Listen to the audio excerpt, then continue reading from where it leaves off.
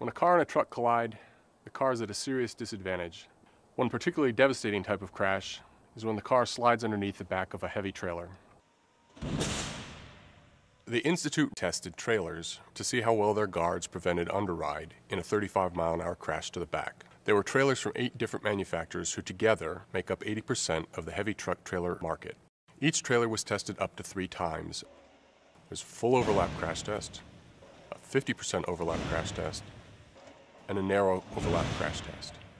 All 8 trailers prevented underride in the full overlap crash test at 35 miles per hour.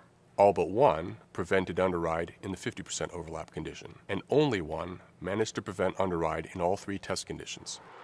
The federal government requires that heavy truck trailers be equipped with underride guards that are intended to keep cars from sliding underneath when they crash into the rear. The problem is that when guards are only designed to minimally meet that standard, they're not strong enough to keep that from happening in crashes, even at speeds as low as 35 miles per hour.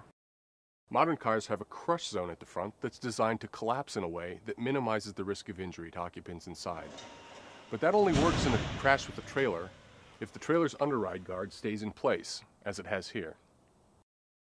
In an earlier test conducted in 2010, the weakest guard was on the back of a trailer manufactured by Hyundai. We crashed this Chevrolet Malibu into the center of the guard at 35 miles per hour, and the guard was just pushed out of the way because the bolts holding it to the trailer broke. Had people been riding inside, they would have been killed. The redesigned Hyundai guard worked much better. In the same 35-mile-an-hour crash, it held up, allowing the built-in crash protection of the Chevrolet Malibu to do its job.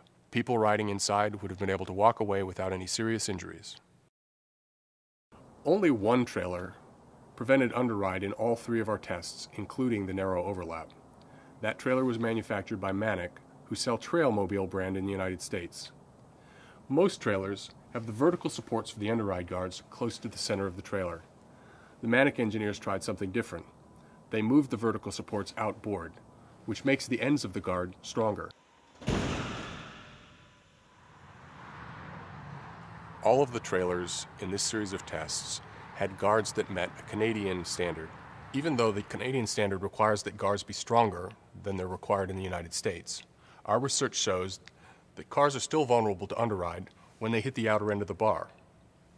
Outside the main vertical support, there isn't enough additional support to keep the bar from bending forward, allowing the car to slide under in a devastating way. Designing underride guards to the Canadian standards is a good first step, but Manic engineers show it's possible to go much further. If all trailers had guards like the one on the Manic trailer, many of the lives that are lost to underride crashes could be saved.